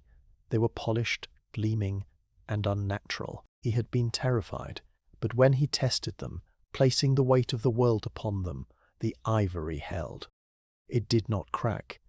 It was stronger than bone, stronger than nature. It was a prophetic assurance that he would be able to bear what no man should have to bear, and the burdens had been heavier than any dream could predict. He walked slowly through the camp, the mud sucking at his boots, passing rows of tents where men slept or sharpened swords. He thought of his teachers, the voices that had shaped the ivory. There was Fronto, the master of rhetoric, who had loved Marcus with a possessive, desperate love. Fronto had wanted to teach him to sing with words, to construct speeches like cathedrals. But then there was Rusticus. Marcus smiled faintly, a ghost of an expression. Rusticus the Stoic, who had arrived not with flowers of speech, but with a hammer of truth. Rusticus had taught him that rhetoric was a vanity. He had handed Marcus a rough philosopher's cloak and told him to read Epictetus. It was an intellectual divorce that broke Fronto's heart, but it had saved Marcus's soul. Without the iron discipline of Stoicism, without the fortress of the inner citadel, the emperor would have crumbled years ago. The philosophy was not a hobby. It was the only reason he was not mad. He passed a wagon loaded with supplies, the wood groaning under the weight of grain sacks. The sight reminded him of another weight, the gold. The empire was bankrupt, bled dry by the plague that had ridden home on the backs of the legions from the east, and by the endless hunger of the war machine. He remembered the humiliation and the pride of the auction in the Forum of Trajan. It was a memory that still burned with a clear, bright light. He had refused to tax the citizens who were already dying of the pestilence. Instead, he had ordered the palace to be emptied. For 2 months, the Emperor of Rome became a merchant. He stood in the dust of the market and sold the trappings of his own power. He sold the golden goblets he had drunk from as a boy. He sold the silk robes, stiff with embroidery. He sold the crystal vases and the pearl-studded furniture. He even sold his wife's jewelry, piece by piece, watching the sun glint on the gems as they passed into the hands of strangers. The aristocracy had whispered that it was undignified. Marcus knew it was the only true dignity left. He stripped the empire of its ornaments to save its body. He learned then that a king is not defined by what he owns, but by what he is willing to sacrifice. He had turned the imperial treasury into wheat and iron, transforming vanity into survival.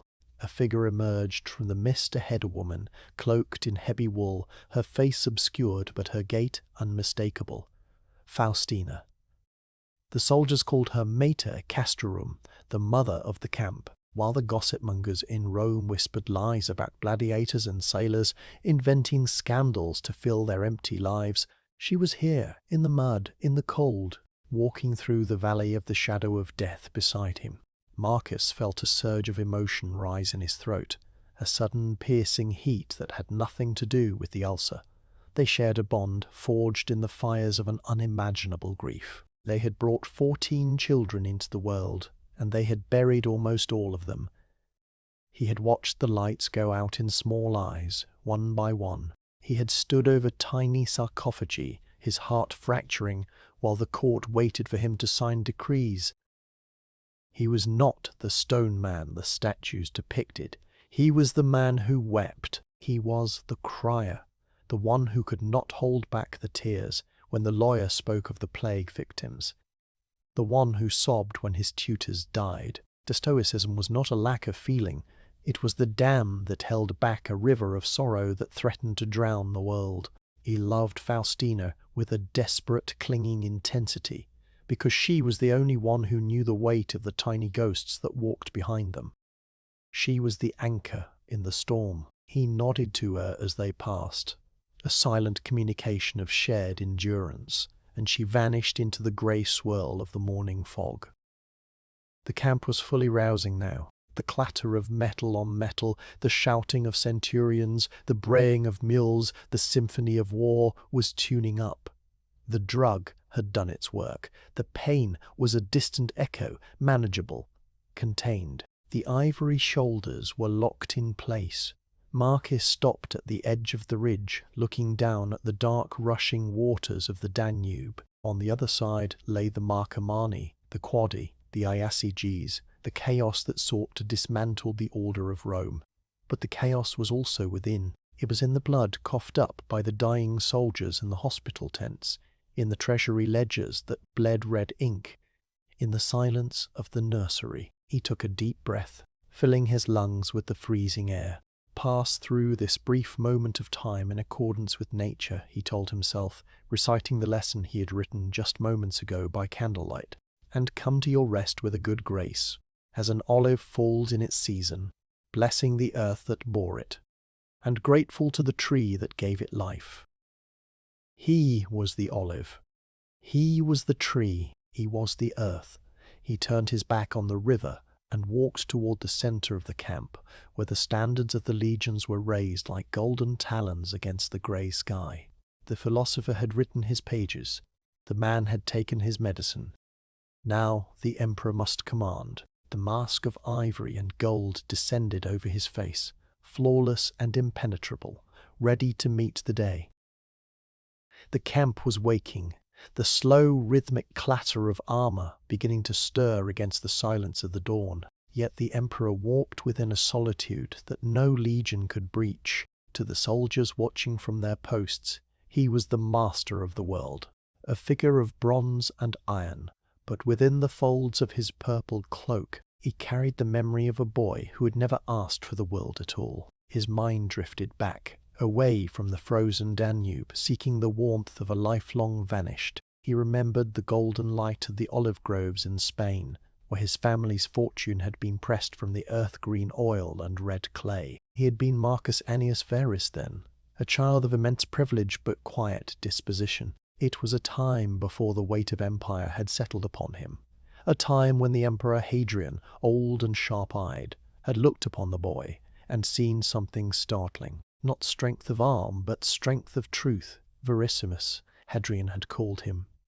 The Truest, a nickname that felt less like a compliment and more like a directive, a command to never hide from the harsh realities of existence. He remembered the dream that had come to him on the eve of his adoption, the night his fate was sealed. He had been 17, a young man who preferred the smell of old parchment to the smell of blood. In the dream, he had looked down to his own body and seen that his shoulders were not made of flesh and bone, but of ivory, pale, polished, and gleaming. He had tested them, terrified they would shatter, only to find they were stronger than iron, capable of bearing burdens that would crush a mortal man. He had woken from that dream, not with joy, but with a profound and heavy sadness. When the news came that he was to move from his mother's sunlit villa to the cold, echoing halls of the imperial palace, he had not celebrated, he had mourned. He knew with the precocious wisdom of the Verissimus that his life was no longer his own. It belonged to the state. It belonged to history. The memory dissolved as a gust of wind rattled the tent flaps, returning him to the present, to the grey duty of the frontier. He walked toward his private quarters, the pain in his chest flaring a sharp, familiar companion that had stalked him for years. The imperial physician, Galen, had prepared his morning draught, a dark, viscous syrup known as theriac. It was a complex medicine, a blend of herbs and minerals, but its heart was the poppy. Marcus took the silver spoon, his hand trembling slightly not from fear, but from the frailty of a body worn down by northern winters and southern plagues. He swallowed the bitter mixture. The opium washed through him, a slow, dulling tide that receded the sharp edges of his ulcers and the tightness in his lungs. It did not bring euphoria, only a necessary distance from the pain. A quiet fog that allowed the mind to continue its work even when the body wished to surrender. He sat at his small wooden desk, the same desk where he had written the lines about the olive tree. Here, surrounded by maps of the barbarian lands, he thought of the teachers who had shaped him. He thought of Fronto, the master of rhetoric, who had taught him the beauty of words, how to spin sentences like silk. Fronto had loved him, and Fronto had been heartbroken when Marcus turned away. It had been a slow, painful divorce of the soul. Marcus had realized somewhere in his late 20s that beautiful words could not staunch a wound or comfort a grieving mother. He had turned instead to Junius Rusticus, a man who wore the rough wool cloak of the Stoic. Rusticus had taught him that the only true possession is the mind's command over itself. Marcus had traded the flowery speeches of the court for the simple style, the unadorned truth. Yet the truth was often unbearable. The Stoic mask was not a denial of feeling, but a container for it. The soldiers whispered that he was a man of stone, but those who knew him saw the cracks. They had seen him weep in the courtroom when a lawyer spoke of the plague victims, the tears tracking openly down the face of the most powerful man on earth. They had seen his devastation when his tutors died. He was the crier, a man who felt the tragedy of the world so acutely that he had to build a fortress of philosophy just to withstand the siege of his own empathy. He reached out and touched the lamp on his desk, the flame flickering low. His thoughts wandered to Rome, to the great Forum of Trajan. A decade ago, when the Marcomannic Wars began, the treasury had been empty, drained by pestilence and famine. He could have raised taxes, squeezed the last copper coins from a dying population. Instead, he had done something that shocked the aristocracy. He closed his eyes and saw the scene clearly.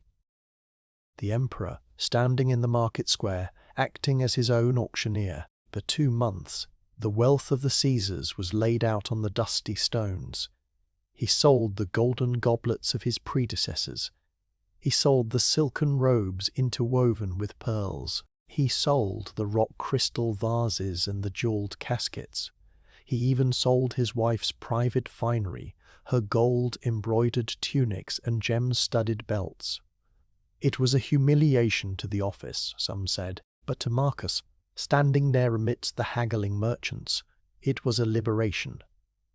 He watched the objects go the glittering, useless accumulation of power, and felt lighter. He was teaching himself and Rome a lesson, that the empire was not gold, but people. The gold could go. The people must be saved. And then there was Faustina. He looked at the empty cot on the other side of the tent. She was not here now, but her spirit filled the space. The rumours in Rome called her unfaithful, whispered of gladiators and sailors, but the gossips knew nothing of the woman who rode with him into the mud of the Danube. She was Mater Castrorum, the mother of the camp. She had not stayed in the marble safety of the Palatine. She had come here, to the edge of the known world, to live among the legions. Their love had been forged in the fires of an unimaginable grief. They had brought 13, perhaps 14 children into the world. They had watched the cradle turn into a coffin time and time again. They had buried sons who had barely learned to speak. They had buried daughters who were just blooming into womanhood. Only 4 or 5 had survived to see adulthood. Each death had chipped away a piece of his heart, leaving a hollow space that echoed with silence. This was why he wrote night after night in his private notebooks. He wrote to talk himself out of despair. He wrote to remind himself that life is a river, and we are but leaves carried by the current. "Love your children," he had written, the ink staining his fingers as though they might not survive the night. It was not a grim warning, but a desperate plea to cherish the fragile, fleeting warmth of a small hand in his. The opium was working now. The tent felt warmer, the sounds of the camp more distant. He pulled a fresh sheet of papyrus toward him. The title he had given his collection of thoughts was simple, Ta Eis Horton, to himself. It was never meant for the eyes of the Senate, nor for the citizens of the future. It was a prescription for his own soul, a dialogue between the weary man and the inner citadel that could not be conquered. He dipped his pen. The ink was black as the river at night. Run down the list of those who felt intense anger at something, the most famous, the most unfortunate, the most whited, the most whatever. Where is all that now? Smoke, dust, legend, or not even the legend? He paused. The ink dried. He was writing his own eulogy, preparing for the final transition. The years passed in the scratching of that pen. The wars did not end, but the warrior eventually faded. It was not a sword that claimed him, but the very air he breathed. In the military camp of Vindobona, far from the cypress trees of home, the heat of the fever took him. It was March, in the year 188. The plague, which he had fought with laws and doctors and prayers, finally crossed the threshold of the imperial tent. His body, the ivory shoulders that had borne the weight of the world for 19 years, finally signalled its release. His friends gathered around him, their faces masked in sorrow. They wept for the loss of the emperor, for the uncertainty of the future. But Marcus, struggling for breath, looked at them with the calm gaze of the Verissimus. He saw their tears and felt a gentle impatience. "Do not weep for me," he whispered, his voice thin but steady. "Think rather of the pestilence and the deaths of so many others." It was the ultimate dismissal of the self. Even in death, he refused to be the centre of the tragedy. He was just a part of the whole, a wave sinking back into the ocean. He gestured for them to leave, to let him face this final mystery alone. As the tent emptied, leaving him in the dim, flickering light, Marcus Annius Verus closed his eyes. The pain was gone. The cold of the Danube was gone. The noise of the legions, the demands of the Senate, the cries of the crowds, all faded into a vast, comforting silence. He thought of the olive. He thought of the tree. He thought of the earth. He had fallen in his season. He had blessed the earth that bore him. He was grateful to the tree that gave him life.